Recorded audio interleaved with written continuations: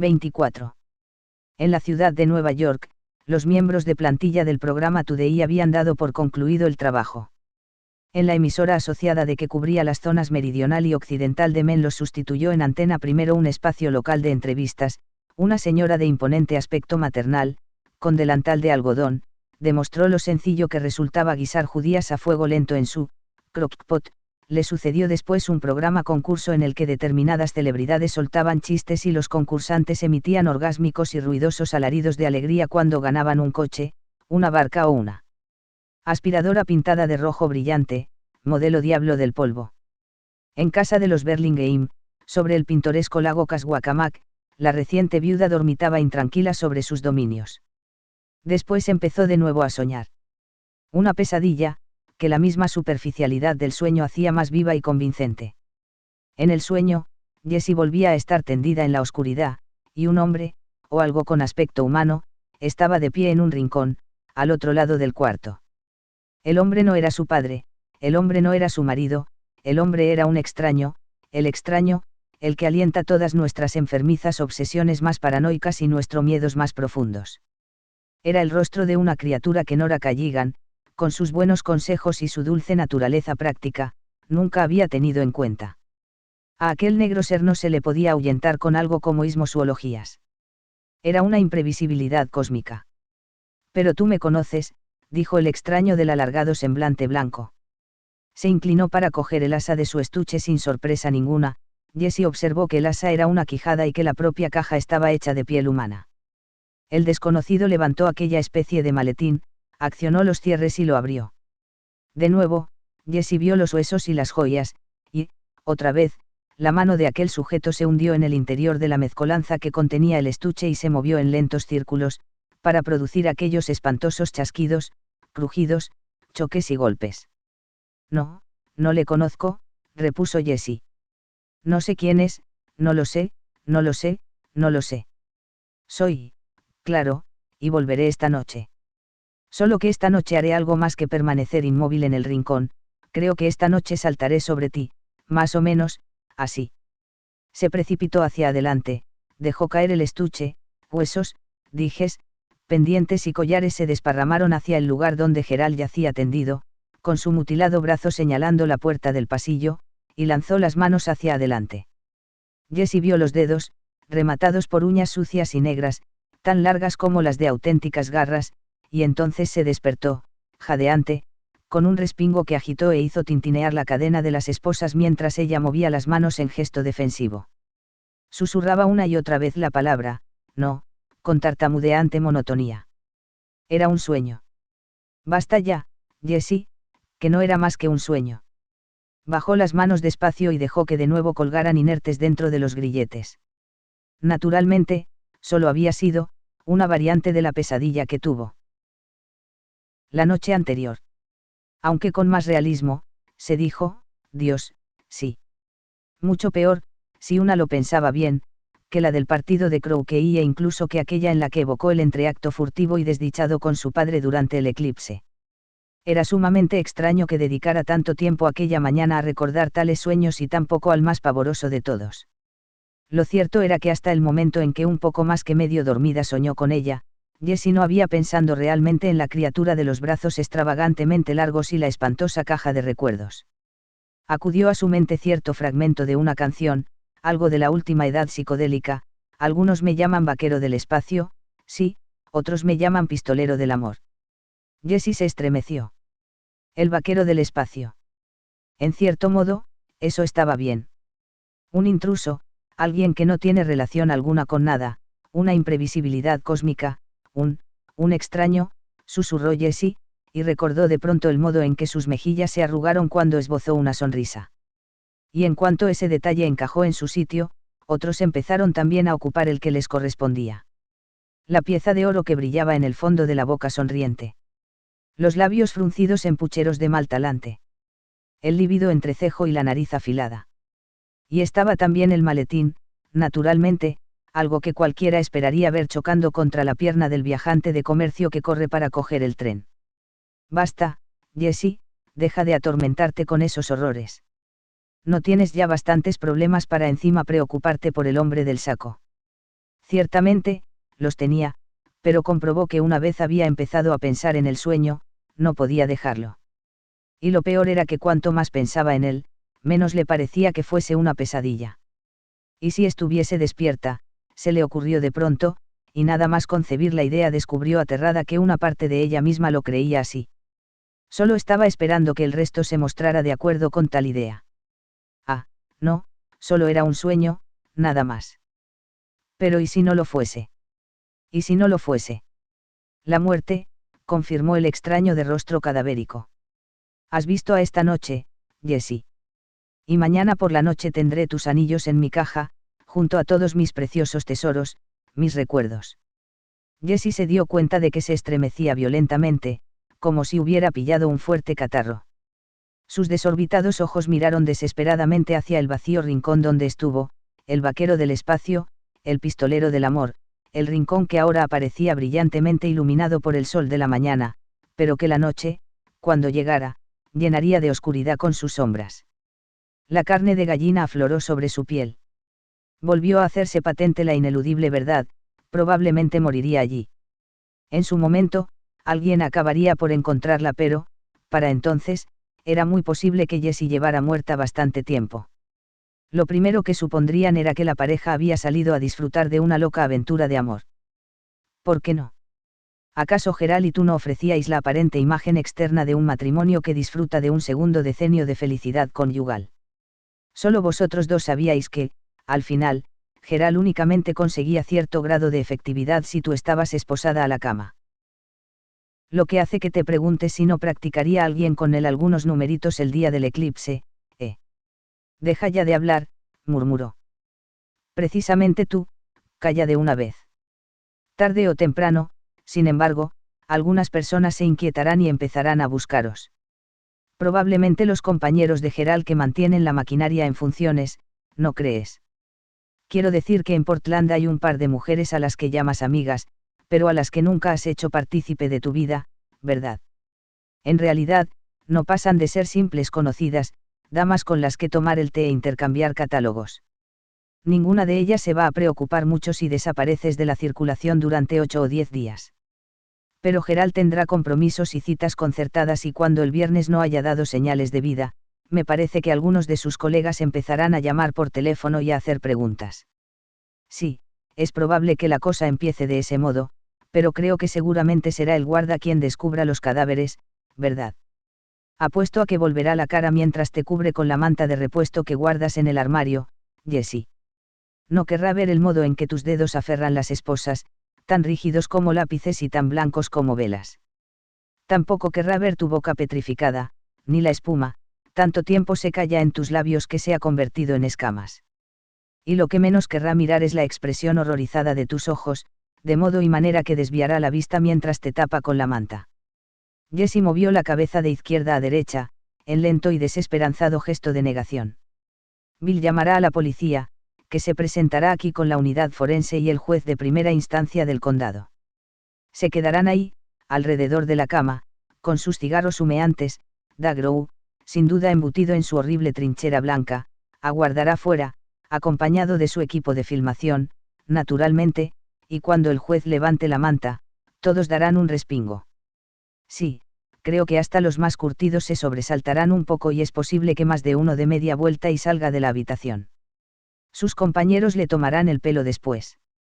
Y los que aguanten frente al cadáver asentirán y comentarán entre ellos que la persona tendida en la cama tuvo una muerte atroz. No tienes más que verla para comprender eso, dirán. Pero no sabrán ni la mitad. Ignorarán que la verdadera razón por la que los ojos tienen la mirada fija y la boca está congelada en un grito se debe a lo que una vio al final. Lo que una vio surgir de la oscuridad. Puede que tu padre fuese tu primer amante, Jessie, pero el último va a ser ese extraño de la alargada cara blanca y el maletín de viajante hecho con piel humana. Oh, por caridad, no puedes dejarlo. Gimió Jessie. Más voces, no, por favor, más voces, no. Pero esa voz no estaba dispuesta a callar, ni siquiera a darse por aludida. Continuó, RQR, susurrando directamente al interior del cerebro de Jessie, desde algún recóndito lugar del fondo de su mente. Escucharla era como sentir el roce de un trozo de seda empapada en cieno que se le deslizara por el rostro. Te llevarán a Augusta y el médico oficial encargado de la autopsia te abrirá para examinar tus intestinos. Eso es lo que estipula la ley en los casos de muerte inesperada o sospechosa, y en la tuya se dan ambas circunstancias. Le echará un vistazo a los restos de tu última comida, el emparedado de salami y queso de Amatos, de Gouram, seccionará un pequeño fragmento de cerebro para examinarlo con el microscopio y, cuando acabe, dictaminará muerte accidental. La dama y el caballero practicaban un juego que normalmente es inofensivo, diría el informe, pero el caballero tuvo el mal gusto de sufrir un ataque cardíaco y la dama se quedó, bueno, vale más no entrar en detalles.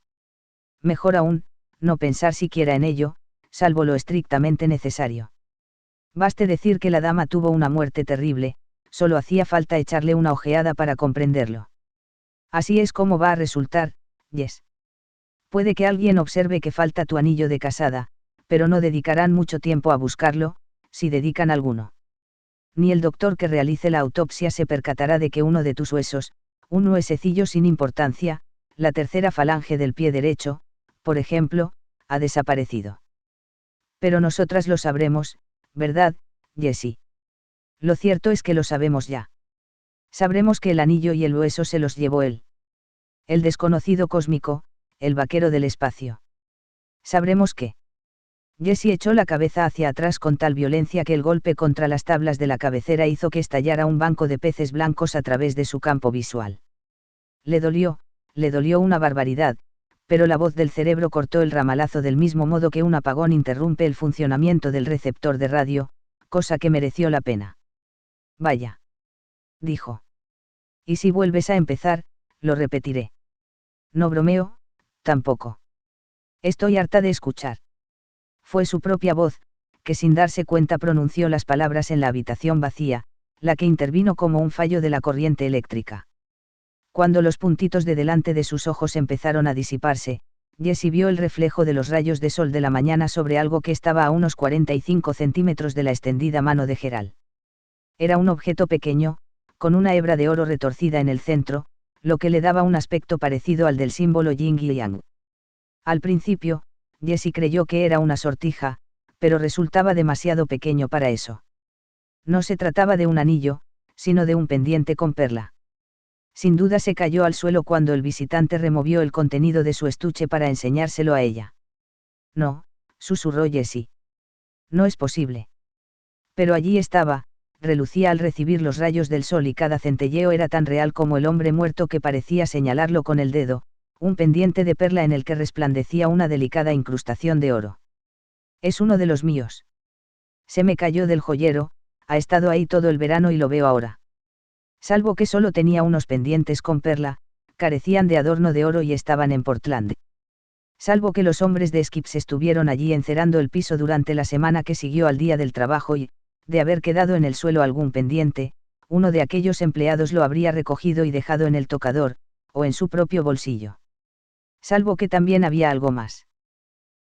No, no lo hay. No hay nada más y no te atrevas a decir que lo hay. Estaba inmediatamente detrás del pendiente suelto. Incluso aunque lo hubiera, no debes mirarlo. Salvo que no podía dejar de mirarlo. Sus ojos fueron más allá del pendiente y se detuvieron en un punto del suelo de la parte interior de la puerta del pasillo delantero. Había allí una manchita de sangre, pero no fue la sangre lo que llamó su atención. La sangre pertenecía a Gerald. La sangre no tenía nada de chocante. Lo que preocupó a Jessie fue la huella de pisada que había junto a la mancha de sangre. Si hay una huella ahí, estaba antes. Pero por mucho que Jessie deseara creer eso, la verdad es que la pisada no estaba antes. El día anterior ni siquiera la huella de una pantufla mancillaba el suelo, así que mucho menos una pisada. Ni Gerald ni ella dejaron la que estaba mirando en aquel momento. Tenía la forma de un zapato, en barro seco, que probablemente sería del camino cubierto de maleza que serpenteaba por la orilla del lago a lo largo de 1,5 kilómetros, para después adentrarse en la arboleda y atajar en dirección sur, hacia Moton. Al parecer, alguien había estado la noche anterior con ella en el cuarto, después de todo. Cuando la idea se afincó inexorablemente en su cerebro tenso y superagotado, Jessie empezó a chillar. Fuera, en el porche trasero, el perro vagabundo levantó de entre las patas, durante unos segundos, su rasguñado hocico. La oreja buena se erizó, vertical. Pero el perro enseguida perdió su interés y bajó la cabeza de nuevo. No se trataba de un ruido originado por algo peligroso, al fin y al cabo, era solo el amo hembra. Además, el olor de la cosa oscura que había llegado por la noche estaba ahora sobre ella, sobre el amo hembra. Era un olor con el que el perro vagabundo estaba familiarizado. Era el olor de la muerte. El antiguo príncipe cerró los ojos y volvió a dormirse. 25. Por último, Jessie recuperó en cierta medida el dominio de sí.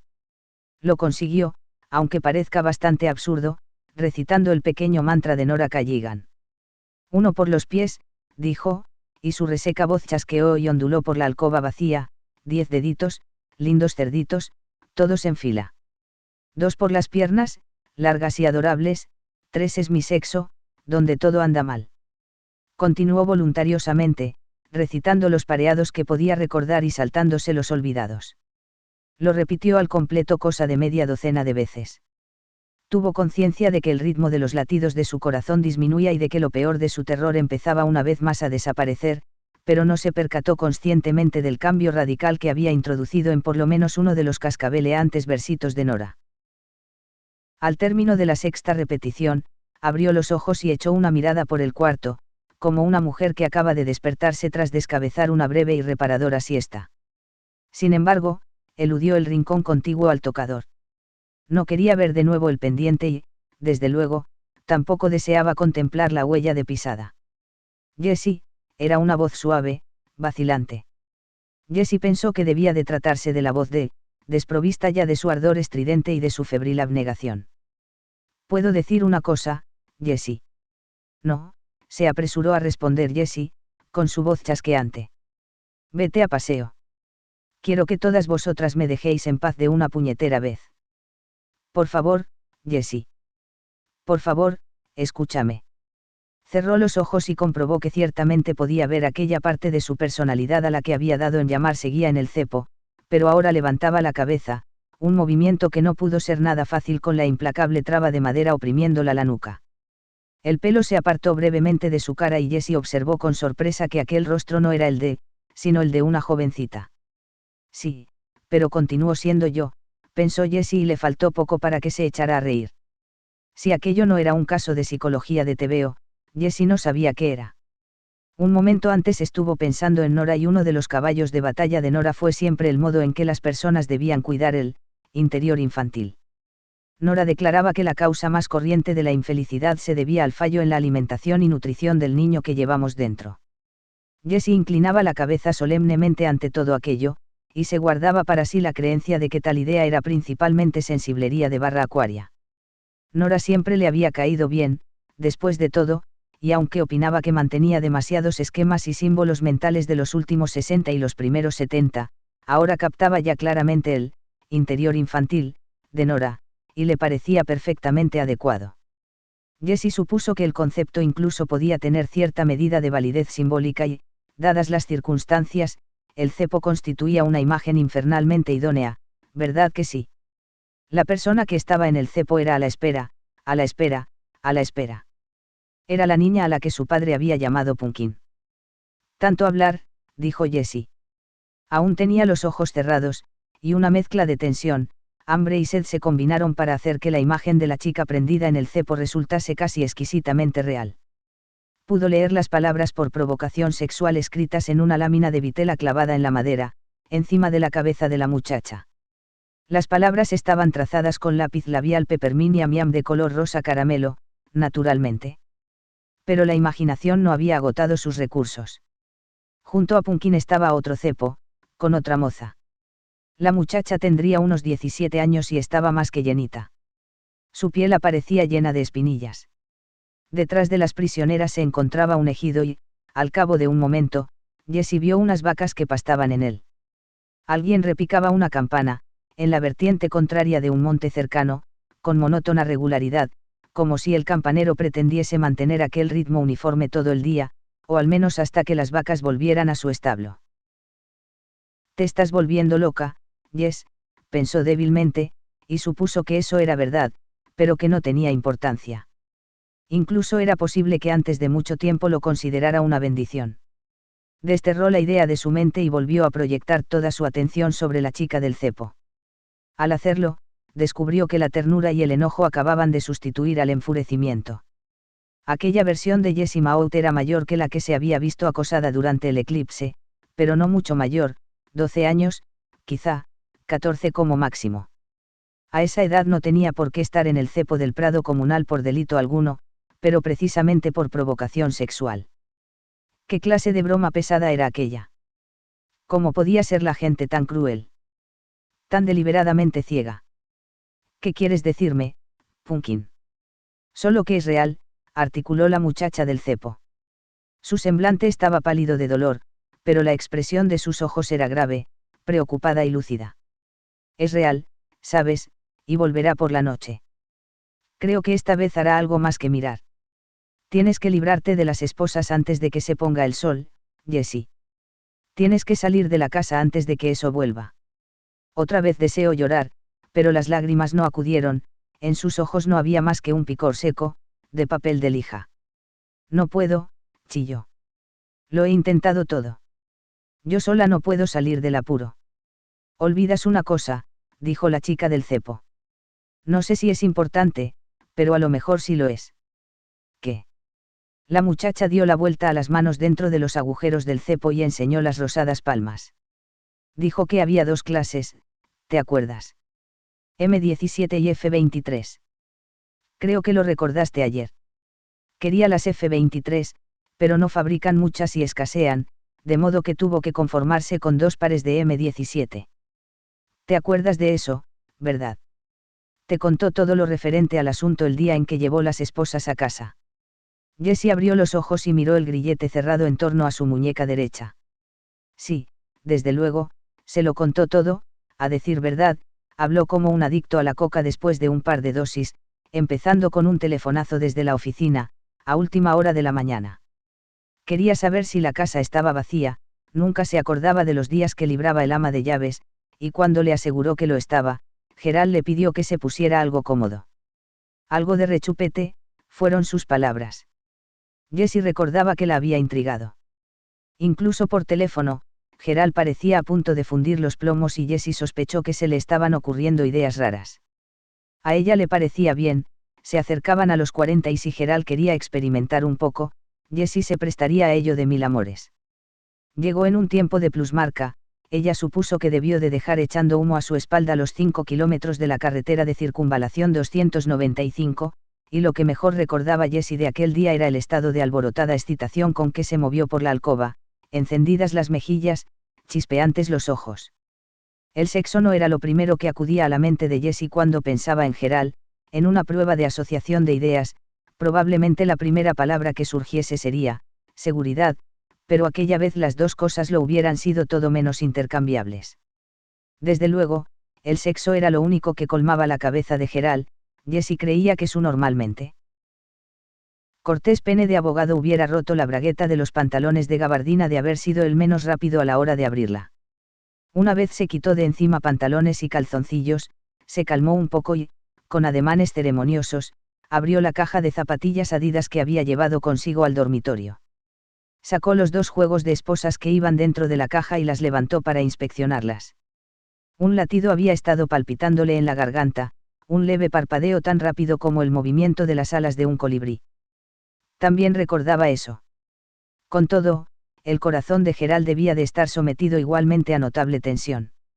Me habrías hecho un gran favor, Gerald, si hubieses explotado allí y en aquel momento. Deseó sentirse horrorizada ante aquel acerbo pensamiento hacia el hombre con el que había compartido una gran parte de la existencia, y comprobó que lo único que lograba sentir era un disgusto hacia sí misma poco menos que patológico.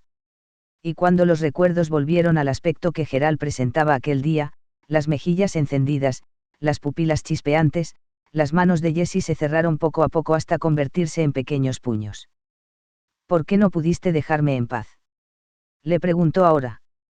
¿Por qué tuviste que armarla de aquella manera? ¿Por qué tanto farol? No importa. No pienses en Gerald, piensa en las esposas. Dos juegos de trabas manuales de seguridad Krieg, tamaño M17. La letra M significaba masculino, el número 17 indicaba la cantidad de dientes de los pasadores del resbalón. Una sensación de brillante calor le estalló en el estómago y en el pecho. No tienes que sentir eso, se aconsejó, y si te es absolutamente imposible impedirlo, finge que se trata de una indigestión. Sin embargo, eso último sí que resultaba imposible. Lo que sentía era esperanza, y de ninguna manera iba a rechazarla. Lo mejor que podía hacer era equilibrarla con la realidad, seguir recordándose que su primer intento de liberarse de las esposas había concluido en estrepitoso fracaso. No obstante, pese a sus esfuerzos para tener presente el dolor y el fracaso, se sorprendió pensando en lo cerca, lo puñeteramente cerca, que había estado de escapar. Poco más de medio centímetro tal vez le hubiera bastado para salirse con la suya, pensó entonces, y 1,25 centímetros la habría permitido salirse de las esposas con toda seguridad. La protuberancia del hueso de la parte inferior del pulgar constituía un problema, sí, pero es que iba a morir en aquella cama solo porque era incapaz de tender un puente que salvase un espacio no mucho más amplio que el grosor de un labio. Con toda seguridad, no. Jessie hizo un esfuerzo extraordinario para desterrar de su mente aquellas ideas y regresar al día en que Gerald llevó las esposas a casa.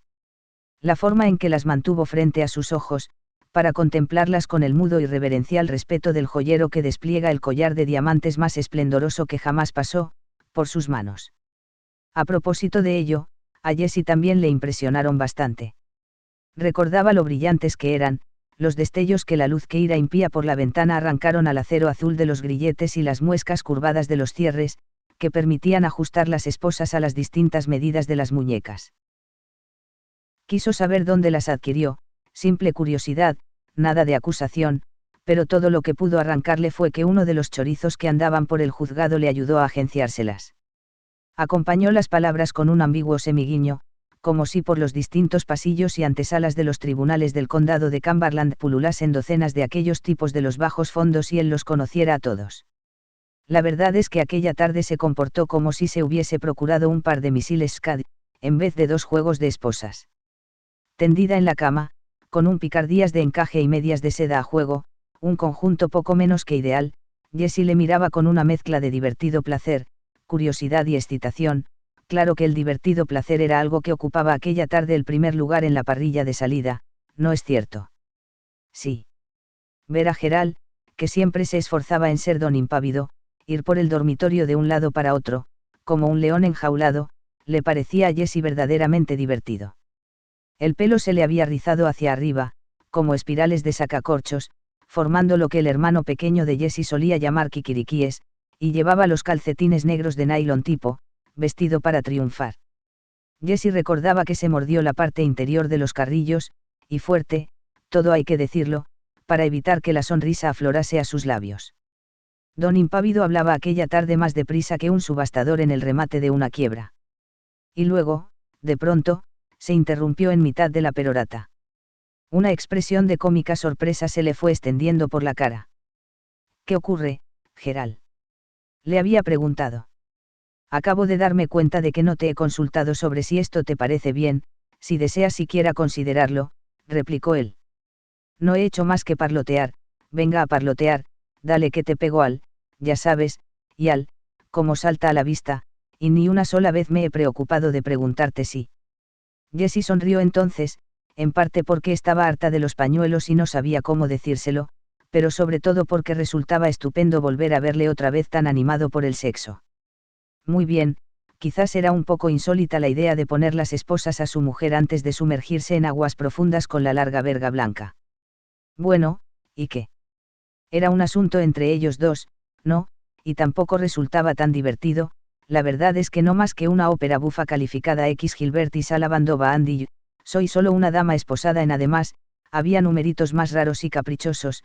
Frida Soames, la vecina de la acera de enfrente, le confesó una vez, después de trasegarse 2 copas antes del almuerzo y media botella de vino durante el mismo, que a su exmarido le encantaba que le rociaran bien de polvos de talco y le pusieran pañales. Morderse la parte interior de las mejillas no le dio resultado la segunda vez y estalló en una carcajada. Gerald se la quedó mirando, ligeramente ladeada la cabeza hacia la derecha y con una sonrisita tratándose asomarse por la comisura izquierda de la boca. Era una expresión que Jessie había llegado a conocer muy bien en el curso de los últimos 17 años, significaba que estaba dispuesto a mostrarse enojado o a corear sus risas. Era imposible adivinar qué opción elegiría. ¿Quieres jugar?, había preguntado Gerald. Jessie no contestó enseguida. En cambio, si dejó de reír y le miró con lo que confiaba fuese una expresión digna de la más perversa de las diosas ninfómanas nazis, de esas cuyas imágenes suelen embellecer las portadas de la revista Man's Adventure.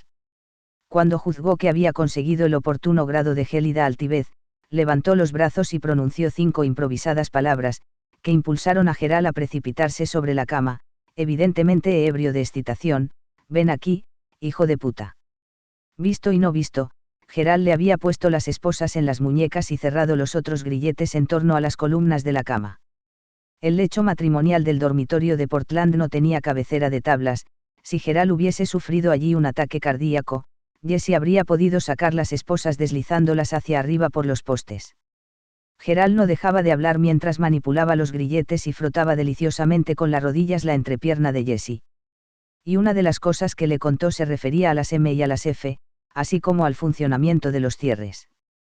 Le dijo que él quería las F, porque las femeninas tienen 23 dientes o muescas en vez de 17, que son los que tienen la mayoría de las esposas masculinas.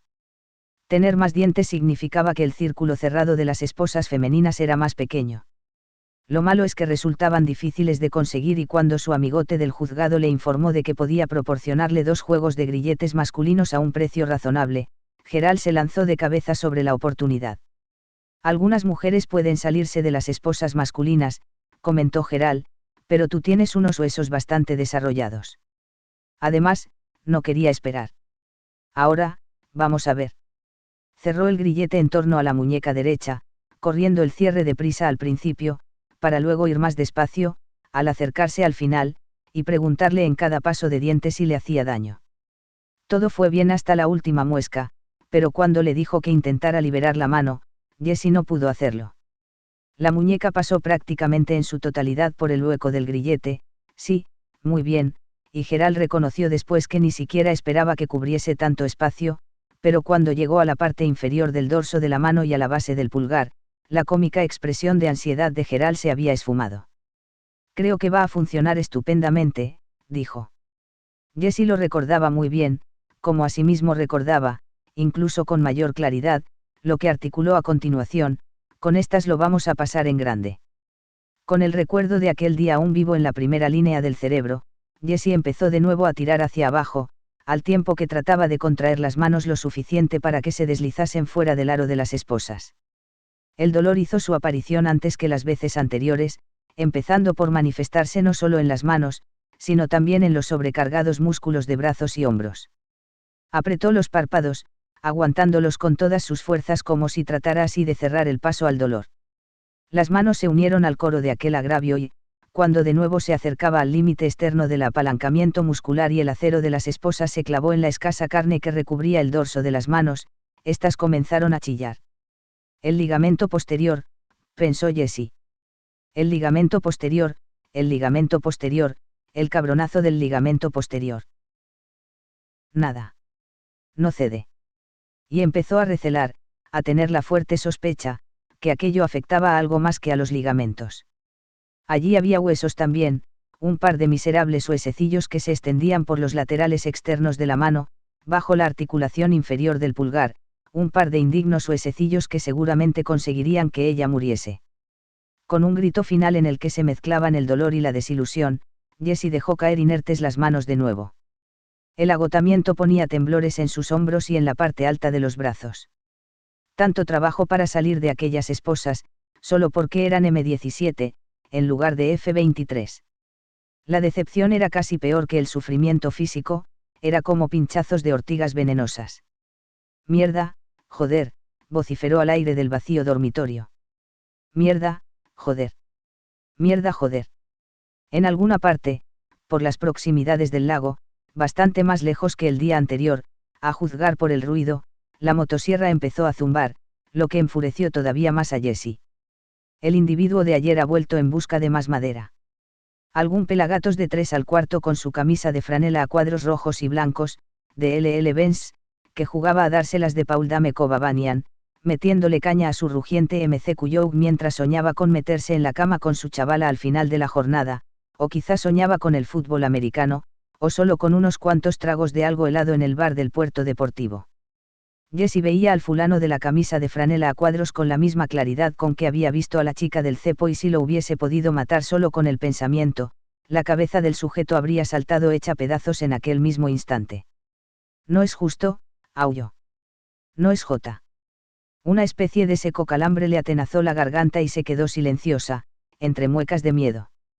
Había notado las duras astillas de hueso que le impidieron salirse de las esposas. Oh, Dios, claro que sí, aunque había estado muy cerca de lograrlo, a pesar de todo. Ahí residía el auténtico origen de su amargura, no en el dolor y, desde luego, tampoco en el para ella invisible leñador con su escandalosa sierra de cadena. Se daba perfecta cuenta de que estuvo muy cerca, pero no lo bastante. Podía seguir rechinando los dientes y resistiendo el dolor, pero ya había dejado de creer que eso le sirviera de algo. Aquella distancia entre el medio centímetro y el centímetro y cuarto iba a continuar estando zumbonamente fuera de su alcance. Lo único que conseguiría, si continuase tirando, sería un edema y la hinchazón de las muñecas, y empeorar su situación en vez de mejorarla. Y no me digas que soy admirable, que no se te ocurra, dijo con voz susurrante y regañona. No quiero oír una palabra en ese sentido. Tienes que liberarte de ellas cueste lo que cueste, murmuró la joven. Porque él, eso, lo que sea, va a volver de verdad. Esta noche. Cuando se haya puesto el sol. No lo creo, rezongó Jessie. No creo que ese hombre sea real. No me importa lo de la pisada y el pendiente. No lo creo. Sí que lo crees. No, no lo creo. Sí, lo crees. Jessie dejó caer la cabeza a un lado, su cabellera descendió hasta casi llegar al colchón, sus labios temblaron ignominiosamente. Sí, lo creía. 26. Volvió a caer de nuevo en el sopor, pese al recrudecido tormento de la sed y el dolor de los brazos. Se daba cuenta de que dormir era peligroso, que sus fuerzas decaerían mientras estuviera entregada al sueño, pero en realidad, ¿qué más daba? Había explorado todas las opciones y seguía siendo de América. Además, deseaba aquel preciado olvido, mejor dicho, lo anhelaba como el drogadicto anhela su dosis. Y entonces, a punto ya de dormirse, una idea que era al mismo tiempo sencilla y sorprendentemente directa se encendió como una llamarada en su confuso y extraviado cerebro. La crema facial. El tarro de crema para la cara que estaba en el estante de encima de la cama. No te animes demasiado, Jessie, concebir falsas esperanzas sería un grave error. Si no acaba estrellándose contra el suelo cuando inclines el estante, lo más probable es que se deslice hasta un punto donde no tendrás la más infernalmente remota posibilidad de echarle el guante. Así que no des alas a tu esperanza. La cuestión era que le resultaba imposible no darle alas, porque si la crema facial seguía allí y continuaba en un punto donde pudiera cogerla, sin duda le proporcionaría lubricante suficiente para liberar una mano. Tal vez las dos, aunque Jessie no creía que fuese necesario. Si lograra desprenderse de una de las esposas, estaría en condiciones de bajar de la cama, y si consiguiera abandonar la cama, consideraba que el resto era cosa hecha. Era simplemente uno de esos pequeños tarros de plástico que envían por correo, como muestra, Jessie. Debe de haber ido ya a parar al suelo. Pero no había ido a parar al suelo. Cuando Jessie volvió la cabeza hacia la izquierda, alargándola todo lo que podía sin que se le descoyuntara el cuello, vislumbró un borrón azul oscuro en el borde más distante de su campo visual. No está realmente allí, susurró la parte más odiosa y derrotista de Jessie. Crees que está allí, cosa perfectamente comprensible, pero lo cierto es que no está. Solo es una alucinación, Jessie, no haces más que ver lo que la inmensa mayor parte de tu cerebro quiere ver, lo que le ordenas que vea. Pero yo no lo veo, yo soy realista. Volvió a mirar, estirando el cuello una milésima más hacia la izquierda a pesar del dolor. La mancha azul no solo no desapareció, sino que se hizo momentáneamente más visible. Era el tarro de muestra, en efecto. En el lado de la cama de Jessie había una lámpara de lectura, que no se había deslizado hasta el suelo cuando inclinó el estante porque su base estaba fija a la madera. Un ejemplar en rústica de El Valle de los Caballos, abandonado en el anaquel desde mediados de julio, Había resbalado hasta tropezar con el pie de la lámpara, y el tarro de crema Nivea se encontraba apoyado contra el libro. Jessie pensó que a lo mejor era posible que salvara la vida gracias a una lámpara de lectura y a un gaipo de personajes imaginarios de la época de las cavernas que atendían por nombres como Aela, Oda, Uva y Tonolan. Resultaba más que asombroso, era surrealista. Aunque esté ahí, nunca podrás alcanzarlo, le dijo la atrabiliaria voz de mal agüero, pero Jessie apenas la oyó. La cuestión era, pensó, que podría coger el tarro. Estaba casi segura de ello. Revolvió la mano izquierda dentro del grillete y fue alargando el brazo hacia el estante, con infinito cuidado. No podía cometer ahora un error, empujar el tarro de Nivea y dejarlo fuera de su alcance o volcarlo contra la pared. Que supiese, había un resquicio entre el estante y la pared, un hueco por el que fácilmente podía colarse un pequeño tarro de muestra. Y si ocurriera tal cosa, Jessie tenía la absoluta certeza de que todo su ánimo se vendría abajo. Sí. Oiría el ruido del tarro al chocar contra el piso y entonces se le caería, bueno, se le caería el alma a los pies. De modo que tenía que ser cuidadosa. Y si lo era, puede que todo saliese bien. ¿Por qué? Porque quizá Dios existe, pensó, y él no quiere que muera aquí, en esta cama, como un animal cogido en el cepo de una trampa. Es razonable, cuando una se detiene a pensarlo. Cogí ese tarro de encima del anaquel cuando el perro le tiró las primeras dentelladas a Geral y luego vi que era demasiado pequeño y demasiado ligero para que le causara daño alguno, incluso aunque el tiro fuese certero. En tales circunstancias, asqueada, confusa y empavorecida, lo más natural del mundo hubiera sido dejarlo caer y tantear por el estante, en busca de algo más pesado. Pero, no lo solté, sino que volví a posarlo en el anaquel. ¿Por qué iba a hacer yo o cualquier otra persona una cosa tan ilógica? Dios, ahí está el porqué. Es la única respuesta que se me ocurre, la única que encaja. Dios evitó que desechara el tarro, porque él sabía que yo iba a necesitarlo. Deslizó suavemente la mano esposada por la madera, intentando transformar sus dedos extendidos en una antena parabólica de radar. No cabían los descuidos. Comprendía que, dejando aparte cuestiones como Dios, el destino o la providencia, aquella sería casi con toda certeza la mejor oportunidad para todos, la mejor y la última. Y cuando sus dedos rozaban la lisa y curvada superficie del tarro, un fragmento de blues acudió a su mente, una cancioncilla compuesta probablemente por Woody Guthrie. La primera vez que la oyó, en su época de instituto, la interpretaba Tom Brassi: si quieres ir al cielo te diré cómo puedes hacerlo, has de engrasarte los pies con el sebo de un cordero. Escúrrete de entre las manos del diablo y rezúmate en la tierra prometida, tranquilo, untuoso. Cerró los dedos alrededor del tarro, sin hacer caso del enmohecido tirón de los músculos del hombro y realizando todos los movimientos despacio, con cuidado mimoso, para ir atrayendo hacia sí el recipiente, poco a poco. Comprendió entonces lo que sentían los ladrones de cajas de caudales cuando empleaban nitroglicerina. Tranquila, pensó, untuosa.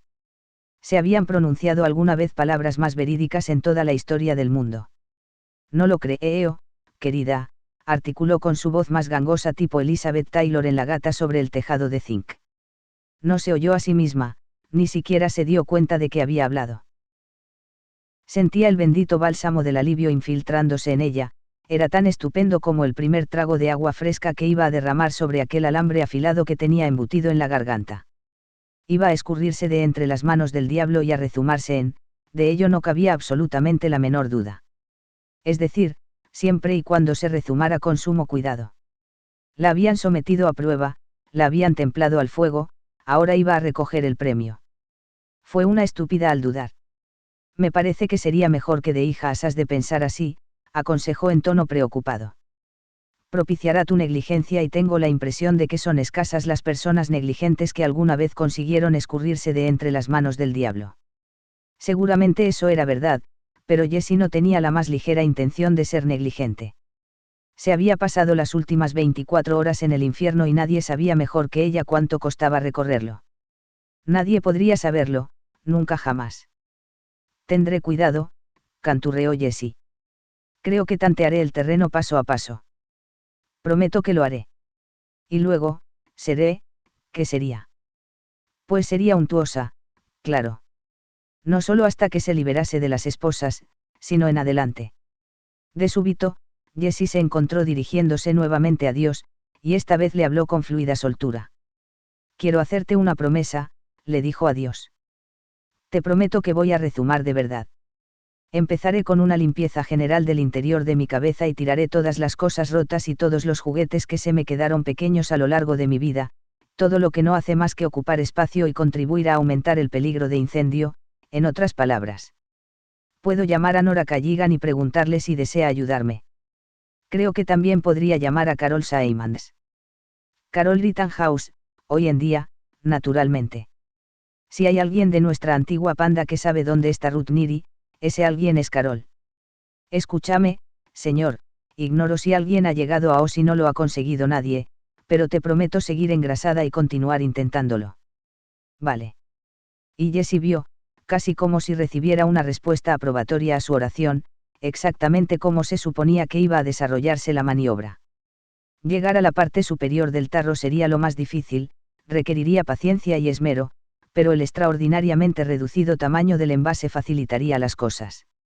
Se trataba de asentar la base del tarro en la palma de la mano izquierda, sujetar la parte superior con los dedos, valerse del pulgar para desenroscar la tapa.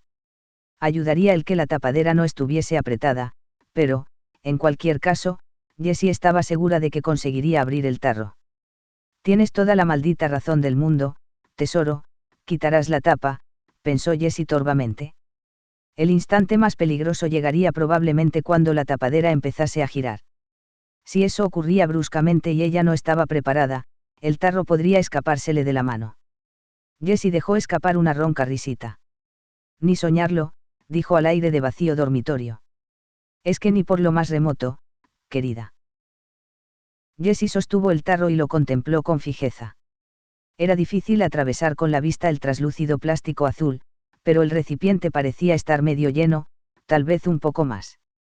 Cuando quitara la tapa, solo tendría que inclinar el tarro en la mano y dejar que la viscosa sustancia fuese cayéndole en la palma. Una vez tuviese allí toda la que pudiera retener, volvería a poner el tarro en vertical y dejaría que la crema se le derramara por la muñeca. Gran parte del cosmético se quedaría entre la carne y el acero del grillete. La esparciría girando la mano en un sentido y en otro. De todas formas, conocía ya la localización de los puntos vitales, la zona situada debajo del pulgar. Y cuando estuviera todo lo untuosa que le fuera posible ponerla, entonces daría un último tirón, firme y sostenido. Cortaría el paso al dolor y seguiría tirando hasta lograr que la mano se encontrara libre por fin libre, gran Dios todopoderoso, por fin libre. Podría conseguirlo. Sabía que iba a poder lograrlo. Pero con cuidado, murmuró, al tiempo que apoyaba la base del tarro en la palma de la mano y aplicaba, espaciadamente, las yemas de los dedos y el pulgar en torno a la tapadera. Y, está floja. Gritó con voz ronca y temblorosa. Oh, Dios mío, está verdaderamente suelta. Le costaba trabajo creerlo, y la agorera sepultada en las profundidades de su interior se negaba a hacerlo, pero era cierto. Al apretar con la punta de los dedos suavemente, tanteándola de arriba abajo, notó que la tapadera tenía un poco de juego sobre su ranura en espiral. Con tiento, Jess, ten mucho cuidado. Hazlo tal como lo viste. Sí. Mentalmente, ahora veía algo más, se veía a sí misma en su escritorio de Portland, luciendo su mejor vestido negro, aquel de falda corta, a la última moda, que se regaló la primavera pasada como premio por haberse ceñido estrictamente a la dieta y perder 4,5 kilos. Se acababa de lavar la cabeza y le olía el cabello a un agradable champú a la hierba, en vez de apestar a sudor agrio, y lo llevaba sujeto con un simple broche de oro. Los placenteros rayos del sol de la tarde que irrumpían por los miradores inundaban la superficie de la mesa. Jessie se vio a sí misma en el acto de escribir una carta a The Nivea Corporation of America, o a quien quiera que fabricase la crema facial Nivea. Estimados señores, empezaría, me complace informarles de que su producto es un salvavidas realmente. Cuando el pulgar se aplicó a la tarea de darle vueltas a la tapadera, esta giró con suave uniformidad, sin la más leve sacudida. Todo de acuerdo con el plan. Como en un sueño, pensó. Gracias, Dios mío. Gracias. Muchas, muchas, muchas ya haré. Un inesperado movimiento captó la atención del rabillo del ojo de Jessie, cuya primera idea no fue que alguien se presentaba allí para salvarla, sino que el vaquero del espacio llegaba anticipadamente para llevársela antes de que pudiera soltarse de las esposas. Jessie profirió un chillido agudo y sobresaltado. Su mirada abandonó de golpe el tarro sobre el que proyectaba toda su intensa atención. Sus dedos apretaron el envase de crema en un involuntario espasmo de miedo y sorpresa. Era el perro. Había vuelto para tomar un tentempié de última hora de la mañana y estaba quieto en el umbral, sin atreverse a entrar hasta haber revisado la alcoba. En el mismo instante en que Jessie comprendió todo eso, se dio cuenta también de que había apretado con excesiva fuerza el pequeño tarro azul. Resbalaba entre sus dedos como una uva recién pelada. No. Trató de retenerlo y a punto estuvo de volver a sujetarlo. Pero, al final, el tarro se le escapó de la mano, chocó contra su cadera y fue a rebotar en el suelo. Se oyó un estúpido y blando chasquido cuando el envase de plástico topó contra la madera del piso. Era el mismo ruido que, menos de 3 minutos antes, Jessie creía que la hubiera vuelto loca. Pero no fue así, y ahora descubrió un terror más flamante y profundo. A pesar de todo lo que le había ocurrido, estaba aún muy lejos de la demencia. Le pareció que, fueran cuales fuesen los horrores que pudieran estar aguardándola después de que se hubiese cerrado a cal y canto aquella última puerta de escape, debía afrontarlos completamente cuerda. ¿Por qué tienes que venir ahora, hijo puta?, preguntó al antiguo príncipe, y algo en el mortífero tono de aquella voz chirriante indujo al perro a hacer una pausa y a mirar a la mujer con una cautela que los gritos y amenazas anteriores no lograron inspirarle. ¿Por qué precisamente ahora, maldito de Dios? ¿Por qué ahora? El perro vagabundo dedujo que el amo hembra era probablemente tan inofensivo como antes, a pesar de los filos cortantes que centelleaban ahora en su voz, pero no le quitó ojo mientras trotaba rumbo a su provisión de carne. Valía más mantenerse a salvo. Le había costado muchos sufrimientos aprender aquella simple lección y no iba a olvidarla así como así, y mucho menos tan pronto. Siempre era mejor tomar las precauciones debidas para sentirse seguro. Sus brillantes ojos desesperados dirigieron una última mirada a la mujer, antes de agachar la cabeza, hincar el diente a uno de los michelines de Geral y desgarrar un buen trozo de carne y grasa. Presenciar aquello era espantoso, pero para Jessie no fue lo peor.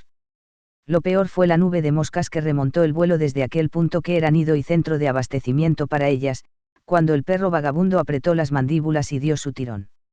El zumbido soñoliento culminó la tarea de demolición de cierta parte vital, orientada hacia la supervivencia, cierta parte relacionada directamente con la esperanza y el valor. El perro retrocedió con la primorosa delicadeza de una bailarina de película musical, erizada su oreja buena, colgando de sus mandíbulas la carne que acababa de arrancar. Luego dio media vuelta y salió velozmente del dormitorio. Las moscas volvieron a sus operaciones de reasentamiento incluso antes de que el chucho se perdiera de vista.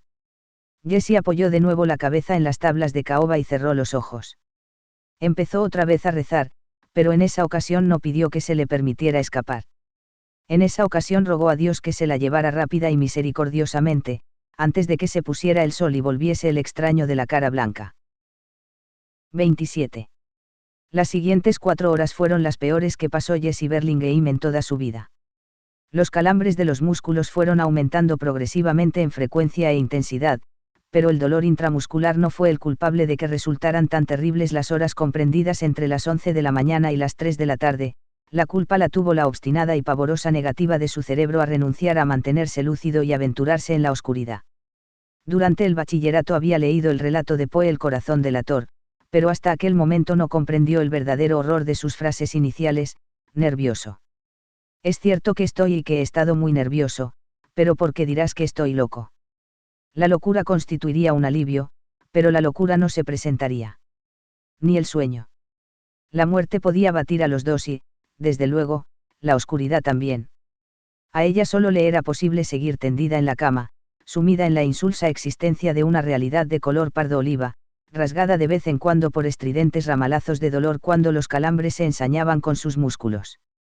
Los calambres tenían su importancia, lo mismo que su espantosa y cargante cordura, pero poca cosa más parecía tenerla. Ciertamente, el mundo situado fuera de aquella habitación ya no tenía significado alguno para ella. En realidad, Jessie albergaba la firme creencia de que no había mundo alguno fuera de aquel dormitorio, de que todos los habitantes que otrora llenaron el planeta volvieron a alguna central de reparto de papeles existencialista y todos los paisajes se embalaron y devolvieron como el atrezo del grupo teatral tras las representaciones de una producción dramática universitaria. El tiempo era un mar congelado por el que la consciencia de Jessie avanzaba dando tumbos como un desgarbado buque rompehielos carente de gracia.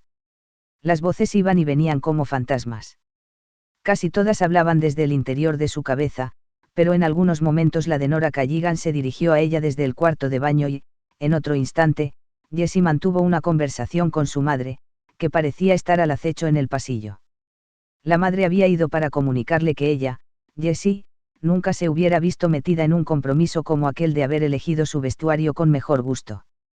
Si tuviese una moneda de 10 centavos por cada pifia que he arreglado, decía la madre, podría comprar la fábrica de gas de Cleveland. Había sido una de las expresiones favoritas de Sally Maud, y Jessie cayó ahora en la cuenta de que ninguno de ellos le preguntó nunca por qué deseaba comprar la fábrica de gas de Cleveland.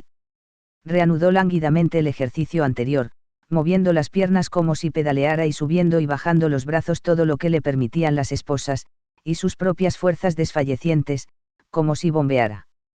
Ya no lo hacía con el fin de tener el cuerpo a punto para escapar en cuanto se le ocurriese por fin la alternativa salvadora, puesto que había comprendido definitivamente, en el fondo de su corazón y en el de su cerebro, que no quedaba opción alguna. Seguía con el ejercicio solo porque el movimiento aliviaba un poco los calambres. A pesar del esfuerzo, sentía deslizarse el frío por las manos y los pies, primero se asentaba sobre la piel como una espuma de hielo y después se iba filtrando. Aquello no se parecía en nada a la sensación de duermevela rezagada con la que se había despertado por la mañana, se asemejaba más a la congelación que sufrió una larguísima tarde de esquí de fondo, campo a través, durante una prueba que corrió en su adolescencia, siniestras manchas grisáceas en el dorso de una mano y en la carne de la pantorrilla que no llegaban a cubrir del todo las medias de lana, puntos muertos que parecían incapaces de reaccionar positivamente al calor del fuego de la chimenea. Supuso que aquel entumecimiento acabaría por imponerse a los calambres y que, al final, tendría una muerte piadosa, después de todo, como la que tendría en una ladera frecuentada por los aludes, pero la muerte avanzaba con excesiva lentitud. Transcurría el tiempo, pero no era tiempo, se trataba solo de un incesante, invariable flujo de información que pasaba de sus insomnes sentidos a su aterradoramente lúcido cerebro. Solo quedaba el dormitorio, el paisaje exterior, las últimas piezas de atrezo que aún le quedan por embalar al encargado de material de esta obra dramática de mierda, el zumbido de las moscas que convierten a Geral en una incubadora de insectos de final de temporada y el moroso desplazamiento de las sombras por el piso a medida que el sol cruza el cielo pintado de otoño. De vez en cuando, todavía, un calambre se le hunde en la axila como un punzón de hielo o le introduce un grueso clavo de acero en el costado derecho. Mientras la tarde se consume interminablemente, los calambres cambian de objetivo y empiezan a llegarle al estómago, donde han cesado las punzadas del hambre, y a los supertensos tendones del diafragma. Estos últimos eran los peores, congelaban la cobertura de los músculos del pecho y comprimían los pulmones. Alzó la vista hacia las ondulaciones acuáticas que se reflejaban en el techo y las contempló con agónicos ojos saltones. Le temblaban los brazos y las piernas a causa del esfuerzo que tenía que hacer para seguir respirando, en tanto disminuía la intensidad de los calambres. Era como verse enterrada hasta el cuello en húmedo cemento fresco. El hambre pasó, pero la sed no, y mientras aquel día infinito giraba a su alrededor, Jessie llegó a comprender que la simple sed, solo eso y nada más, podía conseguir lo que hasta entonces no habían logrado ni los cada vez más altos niveles de dolor ni la circunstancia de que la muerte se le acercara, que se volviera loca.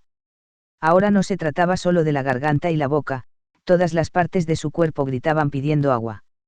Hasta los globos oculares tenían sed, y ver el baile de las ondulaciones reflejado en el techo, a la izquierda de la claraboya, arrancó a Jessie un suave gemido.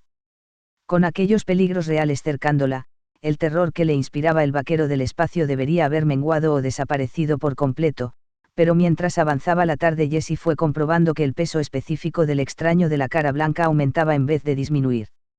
Veía constantemente su forma, erguida un poco más allá del pequeño círculo de luz que rodeaba su reducida consciencia, y aunque apenas podía distinguir algo más que la figura, flaca hasta el límite de lo esquelético, comprobó que le era posible ver, cada vez con mayor claridad, según el sol acarreaba su escala de horas rumbo al oeste, la hundida y macilenta sonrisa que curvaba la boca de aquel ser. Resonó en el oído de Jessie el polvoriento murmullo de los huesos y las joyas que las manos revolvieron dentro del anticuado maletín. Volvería a por ella. Cuando oscureciese, volvería. El vaquero muerto, el forastero, el espectro del amor. ¿Lo viste, Jessie? Era, y lo viste, como suelen verlo las personas que mueren en lugares solitarios. Claro que lo ven, queda estampado en sus contraídos rostros y se puede leer en sus ojos saltones. Era el viejo vaquero y esta noche, cuando se ponga el sol, volverá a buscarte. Poco después de las 3 de la tarde, el viento, en calma durante todo el día, empezó a levantarse.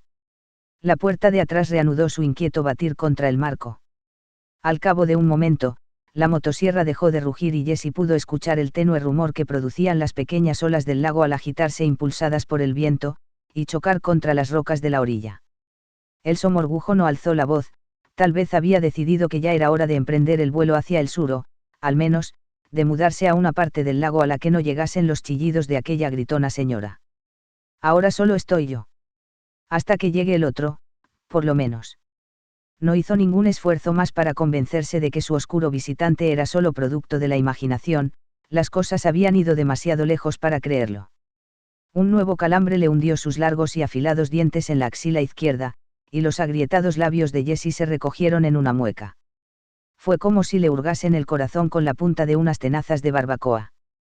Luego, los músculos de debajo de los pechos se pusieron rígidos y el haz de nervios del plexo solar se encendió como un montón de leña seca. Aquel era un dolor nuevo, e inmenso, mucho peor de cuantos había sufrido hasta entonces. Se dobló hacia atrás como una rama verde, contorsionó el tronco a un lado y a otro, abrió y cerró de golpe las rodillas. El pelo se disparó en mechones y en grumos. Intentó gritar, pero no pudo. Durante unos minutos tuvo la seguridad de que ya había llegado al final del camino. Una última convulsión, tan poderosa como 6 cartuchos de dinamita plantados en una repisa granítica, y adiós, Jessie, la caja está a la derecha. Pero aquel calambre también pasó. Se relajó poco a poco, jadeante, con la cara vuelta hacia el techo. De momento, por fin, los reflejos danzantes no le atormentaron, toda su concentración se proyectaba sobre el ardiente manojo de nervios situado justo entre ambos pechos, debajo de ellos, mientras esperaba un poco a ver si el dolor estaba dispuesto a desaparecer definitivamente o si volvería a llamear de nuevo. Se fue, pero de mala gana, con la promesa de que no iba a tardar mucho en presentarse de nuevo. Jessie cerró los ojos y rezó para que acudiera el sueño. En aquel punto acogería encantada cualquier alivio, por breve que fuera, en la larga y agotadora tarea de morirse.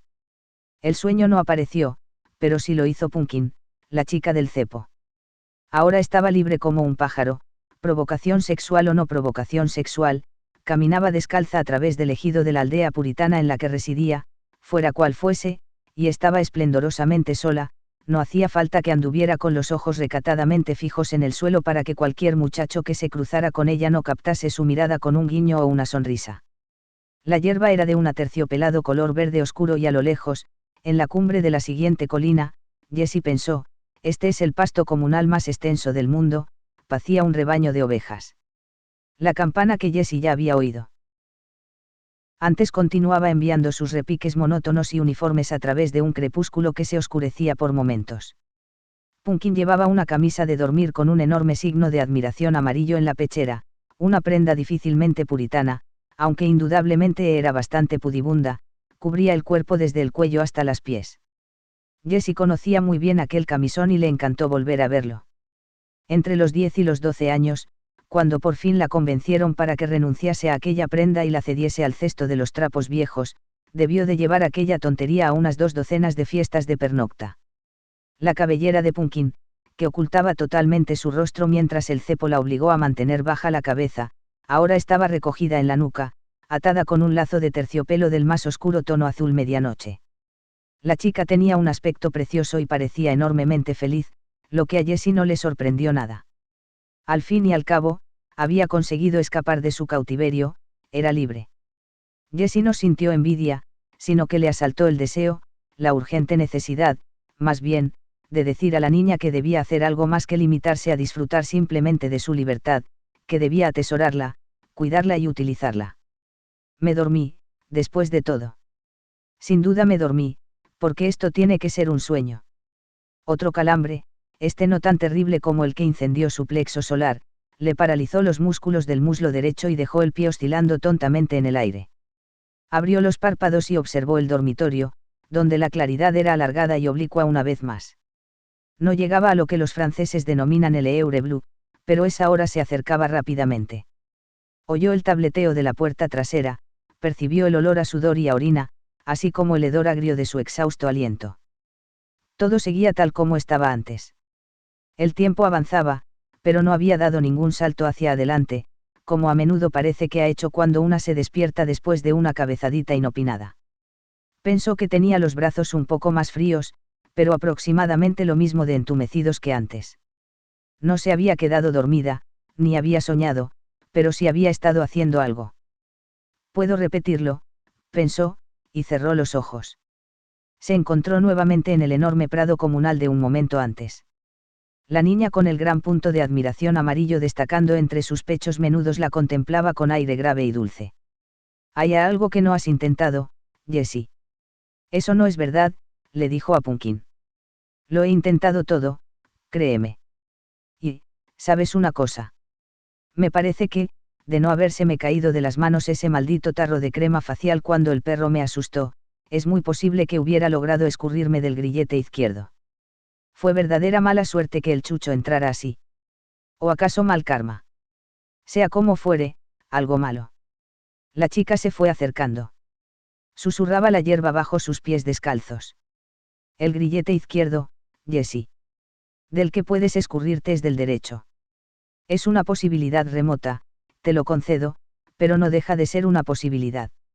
Ahora, la verdadera cuestión, creo, consiste en si deseas realmente vivir. Naturalmente que quiero vivir. Aún más cerca. Aquellos ojos, un color humo que trataba de ser azul pero que no lo conseguía del todo, parecían atravesarle la piel y llegarle al corazón. De verdad. Tengo mis dudas. Es que estás loca. ¿Crees que quiero seguir aquí, esposada a esta cama, cuando? Los ojos de Jessie, que al cabo de tantos años seguían tratando de ser azules y aún no lo habían conseguido, se abrieron otra vez, despacio. Lanzaron una mirada por el cuarto, con expresión de aterrada solemnidad.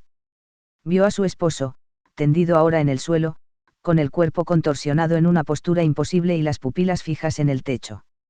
No quiero continuar esposada a esta cama cuando oscurezca y el hombre del estuche vuelva, dijo a la vacía habitación.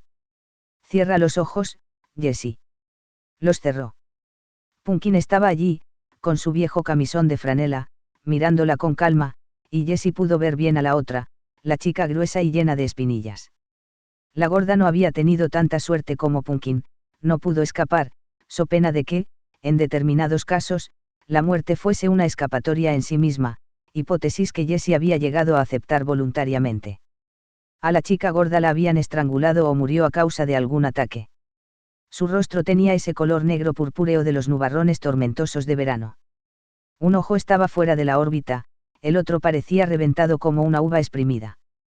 La lengua le asomaba entre los labios, ensangrentada en la punta, donde los dientes la mordieron en repetidas ocasiones. Jessie se estremeció, al tiempo que se volvía hacia Pumpkin. No quiero acabar así. Aunque no sea trigo limpio y haya algo malo en mí, no quiero acabar de esa manera. ¿Cómo te liberaste tú? Me escurrí, replicó Pumpkin al instante. Me escurrí de entre las manos del diablo, me rezumé en tida. A través de su agotamiento, Jessie sintió un ramalazo de cólera. No has oído una palabra de lo que he dicho, ¿eh? Se me escapó de la mano el maldito tarro de Nivea. Entró de pronto el perro, me dio un susto y lo solté. ¿Cómo voy a?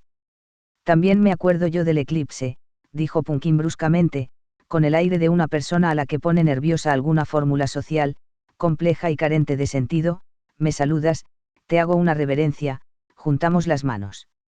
Así es como me liberé de verdad, recuerdo el eclipse y lo que sucedió en el porche mientras se producía el eclipse. Y tú también lo recordarás. Creo que es la única posibilidad que tienes de liberarte. No puedes seguir huyendo, Jessie. Tienes que revolverte y plantar cara a la verdad. Otra vez eso.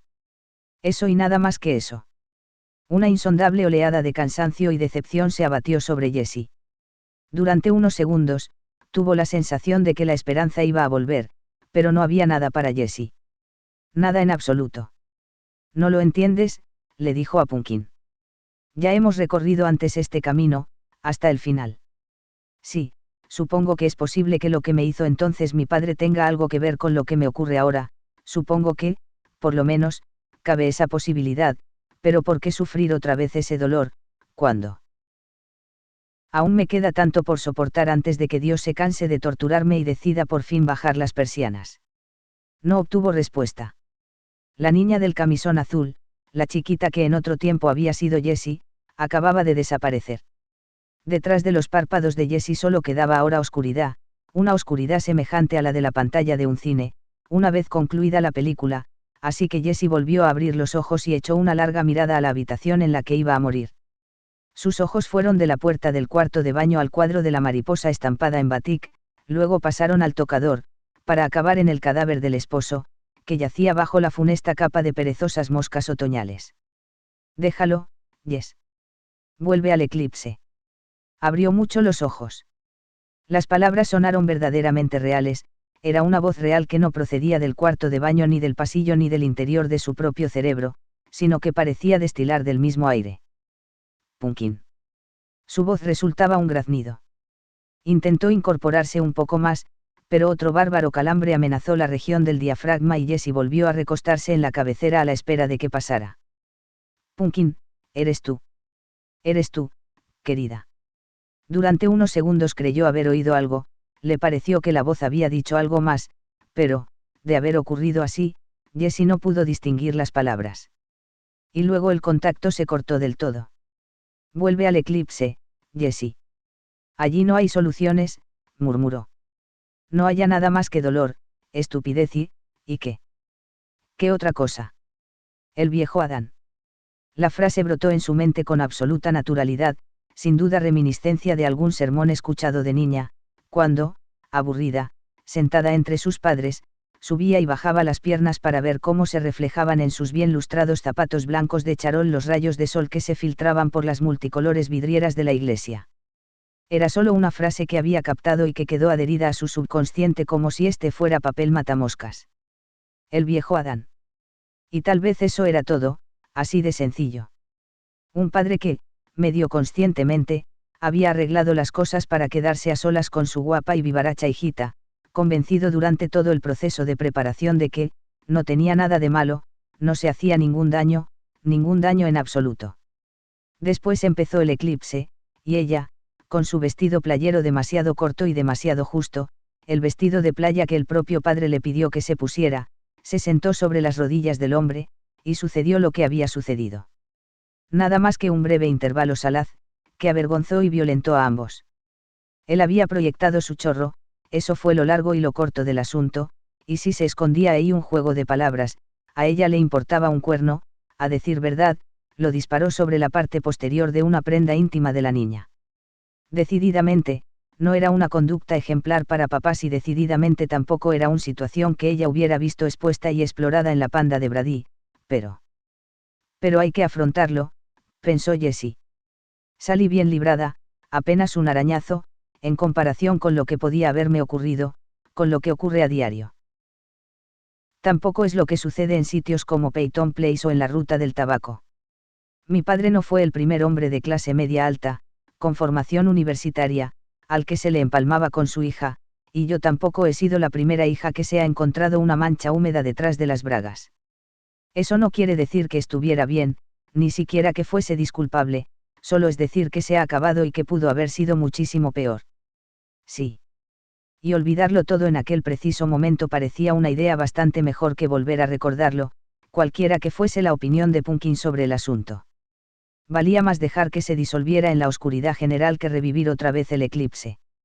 Aunque quedaba mucha agonía que sufrir en aquella fétida alcoba plagada de moscas. Cerró los ojos y automáticamente el perfume de la colonia de su padre pareció ondular por el aire hacia la nariz de Jessie. Acompañado del ligero efluvio que despedía su nervioso sudor. Y del roce de aquella cosa dura contra las nalgas. El leve jadeo del hombre cuando ella se removió encima de sus rodillas, en busca de mayor comodidad. El contacto de la mano masculina cuando se le posó levemente sobre el pecho. La duda de si aquello estaría bien. La respiración de su padre se había acelerado de un modo. Marvin Gaye por la radio: mis amigos dicen a veces que la quiero demasiado, pero creo, que a una mujer hay que amarla así. ¿Me quieres, Punkin? Sí, claro que sí. Entonces no te preocupes de nada. Nunca te haría daño. Ahora era la otra mano la que se deslizaba pierna arriba, empujando por delante la falda del vestido playero, que recogía sobre el regazo. Quiero ser bueno contigo, murmuró Jessie, al tiempo que cambiaba ligeramente de postura contra la cabecera. Su rostro estaba cetrino y tenso. Eso fue lo que dijo. Cristo bendito, la verdad es que dijo eso. Todo el mundo sabe, en especial vosotras, las chicas, que hay amores amargos, pero es que el mío es doblemente aciago. No estoy segura de querer seguir viendo el eclipse, papá. Tengo miedo de que me queme los ojos. Dispones de otros 20 segundos. Por lo menos. Así que no te preocupes. Y no vuelvas la cabeza. Luego se produjo el chasquido de una goma elástica, la de su padre, no la de ella, cuando él soltó su viejo Adán. Desafiando la posibilidad de adelantar la deshidratación, una lágrima solitaria brotó del ojo izquierdo de Jessie y descendió lentamente por la mejilla. Estoy en ello, dijo con voz ronca y sofocada. Estoy recordando. Espero que esto te haga feliz. Sí, respondió Punkin, y aunque Jessie no podía verla, sí notó la extraña y dulce mirada de Punkin sobre ella. Pero ha sido demasiado lejos. Ven un poco más acá. Solo un poco. Una enorme sensación de alivio anegó a Jessie al comprender que lo que Punkin quería que recordase era algo que no había ocurrido ni durante ni después de las insinuaciones sexuales de su padre, sino antes de que éstas se produjeran, si bien no mucho antes.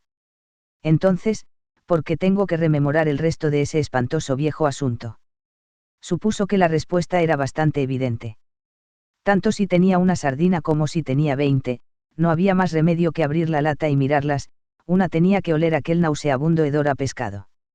Y, además, una historia tan antigua no iba a matarla. Las esposas que la ligaban a la cama sí que podían acabar con su vida, pero no aquellos viejos recuerdos, por penosos que fueran. Ya era hora de dejar las quejas y los gemidos. Ya era hora de buscar lo que Punkin dijo que debía encontrar. Vuelve al momento en que empezó a tocarte de aquella otra manera, de la mala manera. Para empezar, vuelve a la razón por la que estabais allí. Vuelve al eclipse. Jessie cerró los ojos con más fuerza y retrocedió mentalmente. 28. Punkin. ¿Te ocurre algo? No, pero, asusta un poco, ¿verdad? Ahora que no tiene que mirar por la caja reflectora sabe que está pasando algo, el día se oscurece como cuando una nube oculta el sol. Pero esto no es ninguna nube, la oscuridad se ha desenmarañado y las nubes que hay están en los confines del este. Sí, pronuncia él, y, al mirarle, comprende lo que trata de decirle y se siente extraordinariamente aliviada. ¿Quieres sentarte en mis rodillas, Jess? Puedo. Faltaría más. Así que se sienta en su regazo, contenta de estar pegada a él y de percibir su agradable olor, el olor de papá, mientras el día sigue oscureciéndose. Se alegra sobre todo porque está un poco asustada, más de lo que imaginó que estaría. Le asusta principalmente el modo en que se desvanecen sus sombras sobre el porche. Nunca había visto apagarse así las sombras y tiene la certeza casi total de que tampoco volverá a verlo jamás. Esto es estupendo, piensa, y se aprieta más contra el hombre, contenta de volver a ser, al menos durante ese ligeramente encantado interludio, de su padre, en vez de la simple Jessie de siempre, demasiado larguirucha, demasiado desgarbada, demasiado chirriante. Puedo mirar ya a través del cristal ahumado, papá. Aún no. Su mano, pesada y cálida, sobre la pierna. Jessie pone la suya encima, vuelve la cabeza y le sonríe. ¿Es excitante? No. Sí. Sí, lo es, Punkin. En realidad, bastante más de lo que hubiera imaginado. Jessie se remueve otra vez, tratando de encontrar un modo de coexistir con aquella parte dura de su padre sobre la que descansa ahora el culo de la chica. Tomahawk deja escapar por encima del labio inferior una rápida y sibilante bocanada de aire. Papá. Peso demasiado. ¿Te hago daño? No. Nada de eso. Puedo mirar ya por el cristal. Todavía no, Pumpkin. Pero falta muy poco. El mundo ya ha dejado de tener ese aspecto que presenta cuando el sol se zambulle en una nube, ahora parece como si hubiese llegado el crepúsculo en mitad de la tarde. Un escalofrío la estremece al oír al viejo búho ulular entre los árboles. La voz de Debbie Reynolds se desvanece a través de y la de Marvin Gaye no tardará en sustituir a la del pinchadiscos que ha entrado en antena. Mira el lago, le dice su padre, y cuando Jessie lo hace, observa una extraña media luz que se desliza sobre un mundo mate, al que han sustraído todos los colores fuertes y solo quedan mortecinos tonos pastel. Se estremece y le dice a su padre que es espeluznante, él le contesta que trate de no asustarse demasiado y que lo disfrute, consejo que Jessie analizará después cuidadosamente, demasiado cuidadosamente, quizá, por su doble sentido. ¿Y ahora? Papá. Papá. Ha desaparecido. ¿Puedo? Sí. Ahora ya todo está bien. Pero cuando te diga que lo dejes, lo dejas. Sin discutir, entendido. Le pasa 3 cristales ahumados, pero antes le da una manopla. Se la entrega porque ha preparado los trozos de cristal cortándolos de una ventana del cobertizo y tiene muy poca confianza en su pericia como cortacristales. Y mientras baja la vista sobre la manopla en esta experiencia que es a la vez sueño y recuerdo, el cerebro de Jessie da un súbito salto hacia más atrás, con la agilidad de un acróbata que ejecuta un volatín, y le oye decir, lo último que me faltaría. 29. Es que tu madre volviera a casa y se encontrase una nota informándola. Jessie abrió los ojos de golpe al pronunciar esas palabras en voz alta hacia el aire del dormitorio, y lo primero que vio fue el vaso vacío, el vaso de agua de Gerald, todavía en el estante vertical, cerca del grillete que unía la muñeca a la columna de la cama. La muñeca izquierda, no la derecha. Una nota informándole de que he tenido que llevarte al servicio de urgencias para que te reimplanten y te cosan un par de dedos. Jessie comprendió entonces la finalidad de aquel viejo e hiriente recuerdo, entendió la razón que Pumpkin había tratado de imbuirle durante tanto rato. La respuesta no tenía nada que ver con el viejo Adán, ni con el tenue olor mineral de la mancha húmeda de sus bragas de algodón.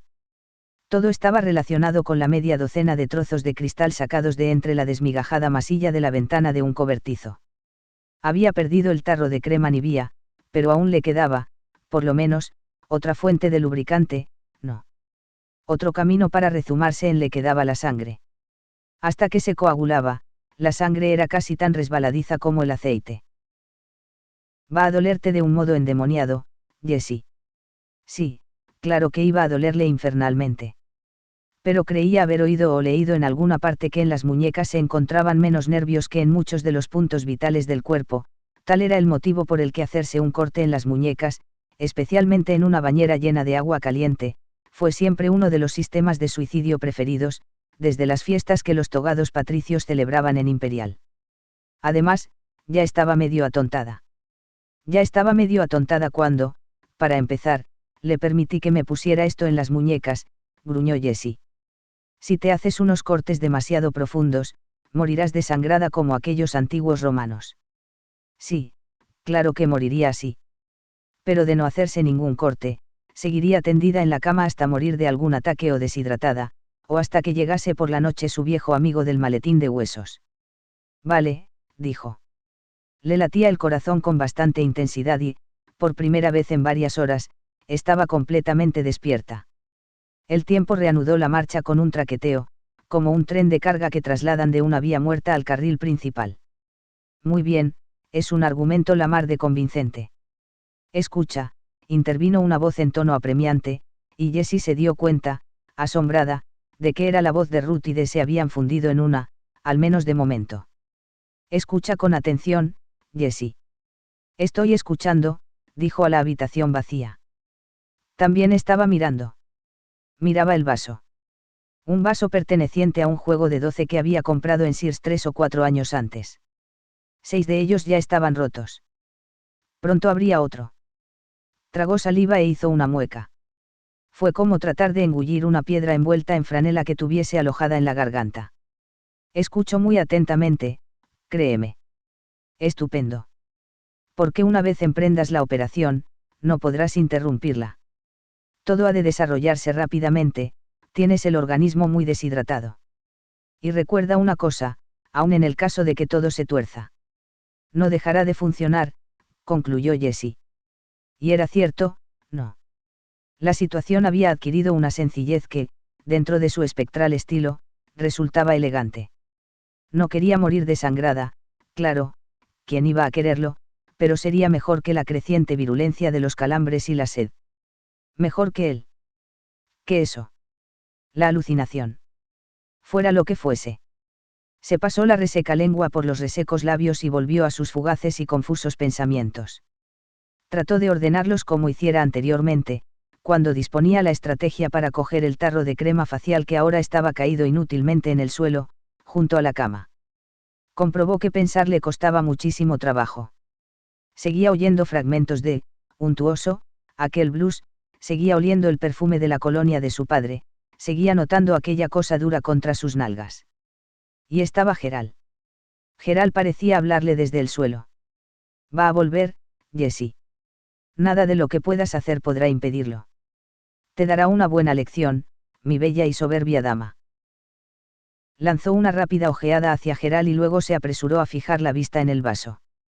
Gerald pareció dirigirle una sonrisa feroz con la parte de la cara que el perro había dejado intacta. Hizo otro intento para poner en marcha las meninges y, tras un esfuerzo, logró que las ideas empezasen a rodar. Dedicó 10 minutos a establecer el plan y repasar una y otra vez todos los puntos. Lo cierto es que tampoco había mucho que repasar, la agenda era suicidamente azarosa, pero no complicada. Pese a ello, repitió mentalmente varias veces todos los movimientos, en busca de cualquier posible fallo que pudiera costarle perder la última oportunidad de sobrevivir. No encontró ninguno. En definitiva, solo había un inconveniente de cierta importancia: la maniobra debía realizarse a toda velocidad, antes de que la sangre tuviese ocasión de coagularse, y los resultados posibles solo eran dos: la rápida liberación o la inconsciencia y la muerte. Revisó la maniobra de nuevo, sin eludir ninguno de los detalles desagradables, sino examinando bien la totalidad de la operación, como examinaría un pañuelo que hubiese tejido, para localizar puntos saltados o puntadas sueltas, mientras el sol continuaba su trayectoria invariable hacia el oeste. En el porche trasero, el perro soltó el reluciente trozo de cartílago que estaba royendo y se puso en pie. Echó a andar hacia los árboles. Había percibido en el aire una nueva emanación de aquel olor negro y, con el estómago lleno, incluso aquel leve hálito era demasiado. 30. 12, 12, 12, centelleaba el reloj, y fuera cual fuese la hora, era la hora. Una cosa más, antes de que te lances. Tienes el ánimo y la moral en su nivel máximo, lo cual es bueno, pero no pierdas la concentración. Si empiezas dejando que el vaso se te escape y vaya a parar al suelo, estarás acabada. No te acerques, chucho maldito. Chilló Jessie en tono agudo, sin tener idea de que el perro se había retirado momentos antes a la arboleda existente más allá del camino de acceso a la casa.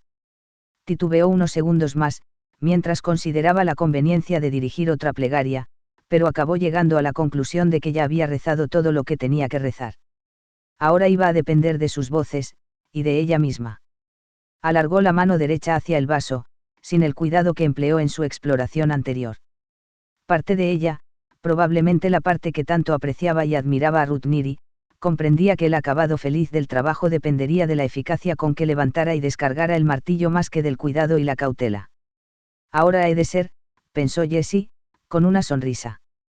Curvó los dedos sobre el vaso que tanto se había esforzado antes en volver a colocar en su sitio y, durante unos segundos, lo contempló con curiosidad, como una hortelana puede mirar una especie de planta desconocida que ha brotado sin que nadie sepa cómo entre las judías y los guisantes, antes de cogerlo. Entornó los párpados hasta casi cerrar los ojos por completo, a fin de protegerlos de las astillas de cristal que salieran disparadas, y luego descargó el vaso contra la madera del estante, para romperlo como quien casca un huevo pasado por agua. El ruido del vaso fue absurdamente familiar. Absurdamente natural, nada distinto al que produjeron antes que él los centenares de ellos que, desde que Jessie se licenció del cubilete de plástico con el dibujo del pato Donald, cuando contaba 5 años, se estrellaron contra el suelo tras escapársele de entre los dedos cuando fregaba los cacharros o cuando sus manos o sus codos torpones los empujaron desde la superficie de la mesa o de cualquier otro mueble.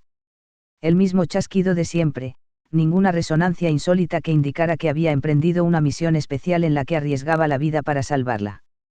Solo un impacto de cristal fue a parar a su frente, encima de una ceja, pero ninguno más le llegó a la cara. Otro pedazo, de buen tamaño, a juzgar por la forma en que sonó, salió despedido desde el anaquel y chocó contra el piso. Jessie tenía los labios apretados hasta formar una tensa línea blanca, preparados para lo que sin duda iba a ser, de entrada, la fuente de dolor más importante, los dedos. Tenían cogido con fuerza el vaso cuando saltó hecho añicos. Pero no hubo dolor, solo una débil presión y un calorcillo todavía más tenue. Nada, en comparación con los calambres que la habían desgarrado durante las 2 últimas horas. El vaso se debe de haber roto de la manera más favorable y, ¿por qué no? Ya era hora de que tuviese un poco de suerte. Luego levantó la mano y observó que, después de todo, el vaso no se había roto tan favorablemente como todo eso. Pequeñas burbujas de sangre color rojo oscuro afloraban en la yema del pulgar y de otros 3 de sus 5 dedos, el meñique era el único que no había recibido ningún corte. Esquirlas de cristal sobresalían de los dedos pulgares, corazón y anular como extrañas púas. El anquilosamiento que serpenteaba por las extremidades, y acaso el corte afilado de los trozos de cristal hundidos en la carne, habían impedido que la laceración fuese excesiva, pero allí estaba. Mientras se miraba los dedos, goterones de sangre cayeron sobre la superficie rosa del colchón, en la que dejaron manchas granate. Aquellos delgados dardos de cristal, que sobresalían de los 2 dedos centrales de la mano como alfileres en un acerico, le provocaron náuseas, aunque en el estómago no tenía absolutamente nada que pudiera vomitar. Vaya dama samurái que ibas a resultar, se mofó una de las voces extraterrestre.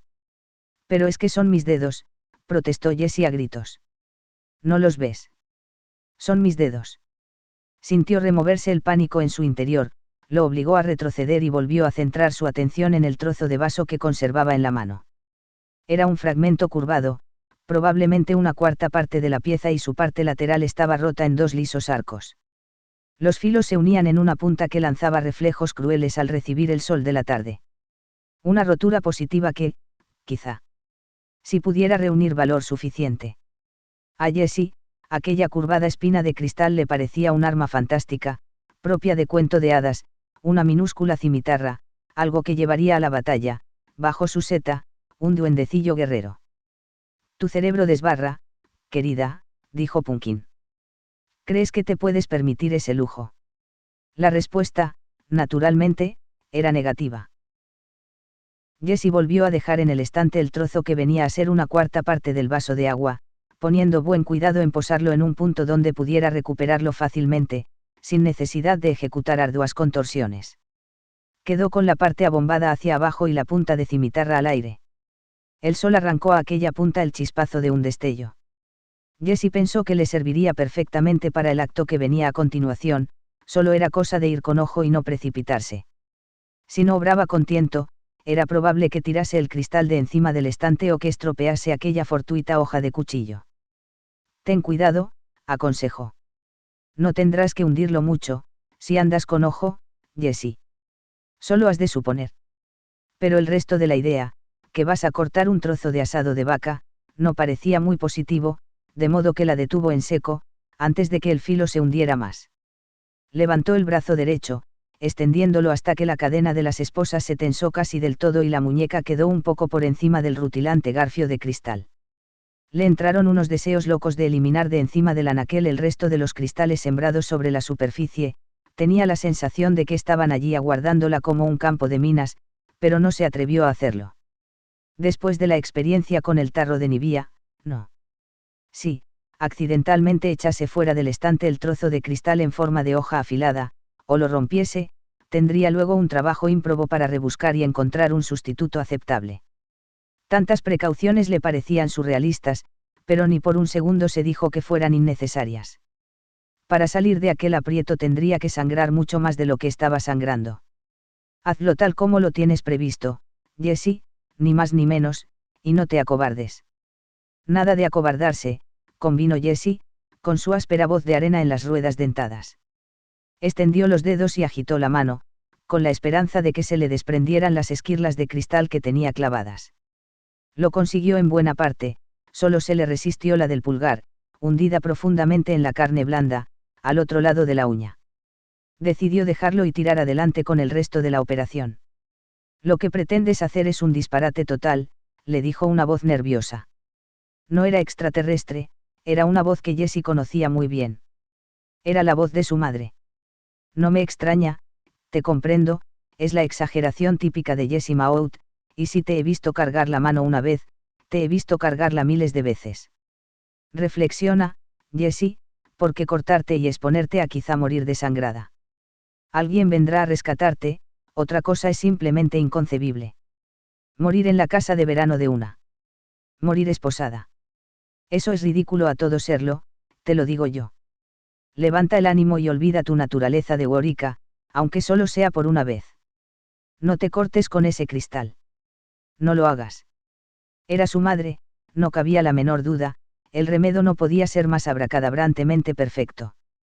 Quería hacerle creer que estaba oyendo cariño y sentido común disimulados por una máscara de enojo, y aunque la mujer no había sido totalmente incapaz de sentir cariño, Jessie opinaba que la verdadera Sally Maud fue la que un día entró en el dormitorio de Jessie y le arrojó un par de zapatos de tacón alto, sin una sola palabra de explicación, ni entonces, ni después.